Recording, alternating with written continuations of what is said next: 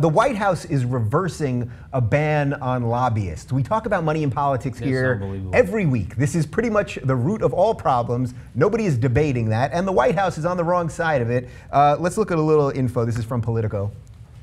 The new rule affects a policy implemented in June 2010 as part of Barack Obama's ethics package, but keeps some of the ban in place. Lobbyists will be allowed to serve only in commissions and boards in a representative capacity, so long as they're acting on behalf of a corporation, trade association, or industry group, and not as private citizens or representatives of the government.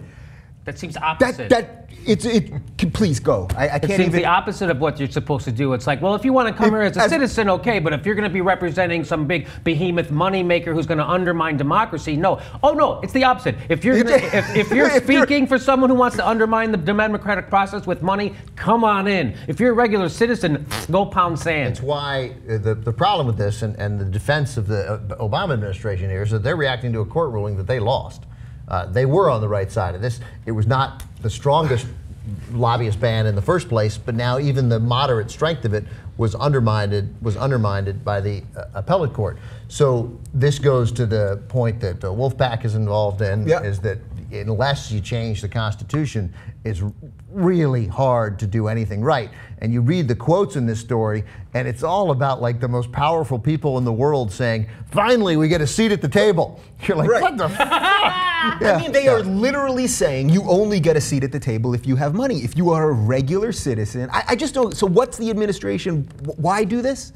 They lost the court case. But then why push this even further? I mean, they're just responding to they're largely responding to the defeat of a court case. I don't think they're like, oh, I can't believe we lost this court case. It's devastating. They're like, all right, we lost the court case. Let the guys. Yes. Exactly. So as the opposite of what George Bush would have done, he would have just said, well, we don't agree with that court's decision. We're going to keep doing it this way. Right, that's right. That's exactly what Barack Obama should have said. And what's he going to do? What's he going to do? Lose in the public opinion? He's not. He's going to say, hey, I'm fighting against lobbyists here, and that's a winner for him. But again, that's not who he is. He's one of them. People always say, why is he doing that? He's goddamn one of them. So is that the thing then, that we've gotten we talk about it here, but the media literally never talks about campaign finance anymore. Ever. So is that why for him it's not a winning issue, not that he needs to win again, but it's not even an issue for him to go out on because just nobody gives a fuck. Well, like for instance, abortion. The Republicans know it's never going to be overturned, but they fucking bring it up every 5 seconds, right? Because it's a big winner for them politically. Yeah. This actually could